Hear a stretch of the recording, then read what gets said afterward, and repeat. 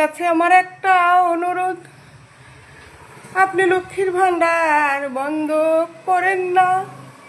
আপনি মদ বন্ধ করেছেন, তাতেও আমি রাজি।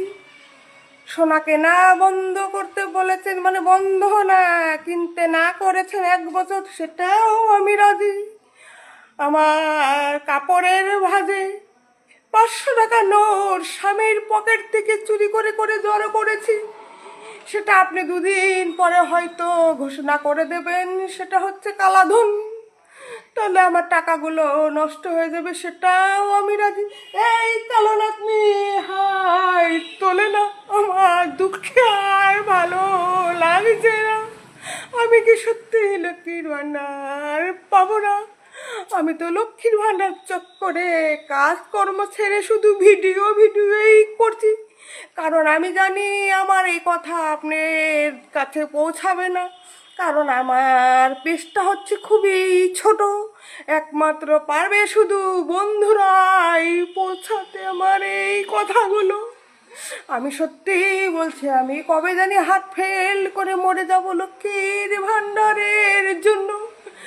মাসে মাসে 3,000 স্বপ্ন দেখি, এমন স্বপ্ন দেখেছি আমি লাঠি দিয়ে আমার স্বামীকে খাট থেকে ফেলে দিয়েছি, আমার স্বামীর মাজাটা ভেঙে গেছে।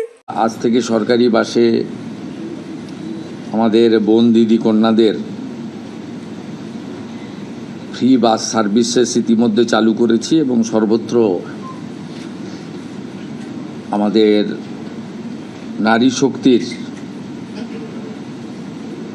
শুভেচ্ছা এবং শুভাশিস আমাদের এই সরকারের উপরে বর্ষিত হচ্ছে।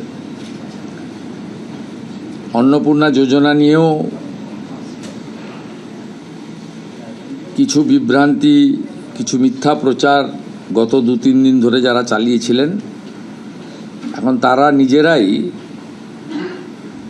বিভিন্ন জায়গায় ফর্ম ফিল আপ করার জন্য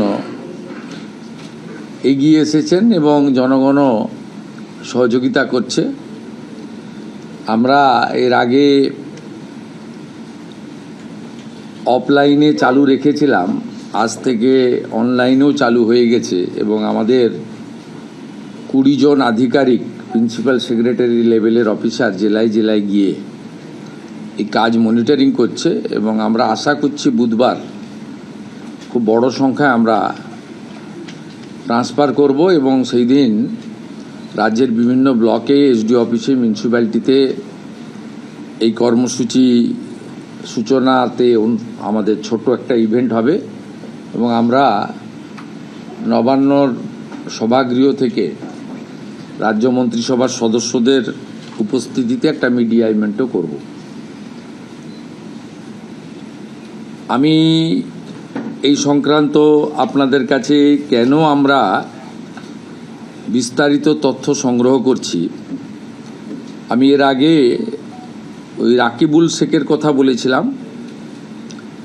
এই কেসে অনেক বড় পর্দা ফাঁস হয়েছে। বহরমপুর পিএস কেস নম্বর 843/2026, এখানে এখনো পর্যন্ত 22টা ফলস অ্যাকাউন্ট পাওয়া গেছে, যেখান থেকে মহিলারা নয় পুরুষরা লক্ষ্মীর ভাণ্ডারে টাকা নিচ্ছে এবং এটা অনেক বড় সংখ্যা হবে এবং যত এটা আরও আমরা তদন্তের গতি পুলিশকে বাড়াতে বলেছি। 22টা অ্যাকাউন্টের মধ্যে 1 account is linked to Rakibul Sheikh. 15টা অ্যাকাউন্ট পাওয়া গেছে মুস্তাফিজুর রহমান এবং তার স্ত্রী তুহিনা, এরা 15টা অ্যাকাউন্ট চালাচ্ছেন লক্ষ্মীর ভাণ্ডারে। 6টা অ্যাকাউন্ট পাওয়া গেছে তারিকুল রহমানের, যারা 12 পাতা, 16 পাতা, 18 পাতা করছেন। এই রিজেক্টেড, জনগণের দ্বারা রিজেক্টেড নেতা এবং তাদের দলের লোকেদের বলবো যে এই সংখ্যাটা কত হবে আমরা জানি না, অবৈধ অনুপ্রবেশকারীরা তো পাচ্ছেন, তার সাথে সাথে হাজার হাজার তৃণমূল কংগ্রেসের নেতা যারা মহিলা নন বা এই কর্মসূচির আওতায় আসেন না, তারা লক্ষ্মীর ভাণ্ডার লুট করেছেন, সেটাও আমরা পেয়েছি। আমরা কাউকে ছাড়বো না। আমি ডিজিপিকে বলেছি সিট গঠন করতে, এবং যেহেতু মানিটারি ডিফলকেশন আছে, মানি লন্ডারিংয়েও এদের কেসকে ট্রান্সফার করার জন্য আমরা ডাইরেকশান দিয়েছি। আমরা হিসাব করে দেখেছি এসআইআরে নাম বাদ যাওয়া এবং এই রাকিবুল, মুস্তাফিজুর, তারিকুলরা মিলে অন্তত 30 লক্ষ ফলস লক্ষ্মীর ভাণ্ডারের টাকা তুলছেন।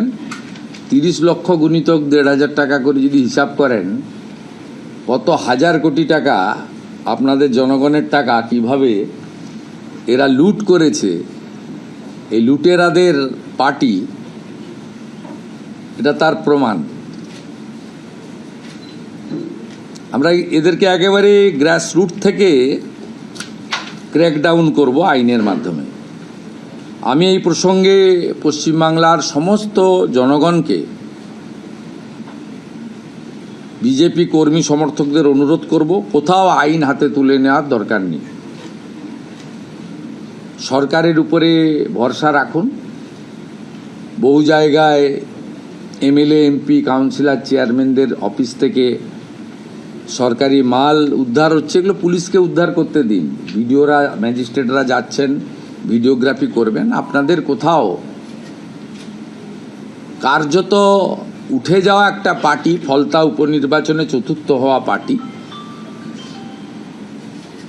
তাদের লোকেদেরকে কোনো রকমভাবে আইন হাতে তুলে নিয়ে বা বিক্ষোভ দেখিয়ে, সব বিক্ষোভেই কোথাও ডাইরেক্টলি পলিটিক্যাল পার্টি যুক্ত নয়, জনরোষে হচ্ছে, আমরা জানি এটা। আমরা এক্ষেত্রেও জনগণকে আমি মুখ্যমন্ত্রী হিসেবে অনুরোধ করব যে অভিযোগ দিন, আমরা ব্যবস্থা নিচ্ছি। আপনারা আইন হাতে তুলে নেবেন না, কোনো প্রয়োজন নেই এটা করার। যাতে এই ধরনের বিচ্ছিন্ন ঘটনা বা সস্তার প্রচার ওরা না পায়, এটা আপনাদের দেখতে হবে। এখানে আইনের শাসন প্রতিষ্ঠা হয়েছে।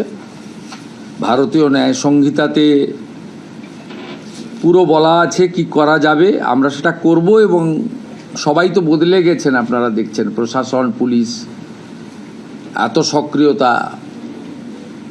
আপনাদের মিডিয়াও অনেকটা বদলে গেছে। এই বদলটাই মানুষ চেয়েছিলেন। শুধু মুখের বদল, নামের বদল, দলের বদল নয়, ব্যবস্থার বদলও চেয়েছিলেন। অনেকটা হয়ে গেছে, কিন্তু 1 মাসও হয়নি, 3টে সপ্তাহ পেরিয়ে 4র্থ সপ্তাহে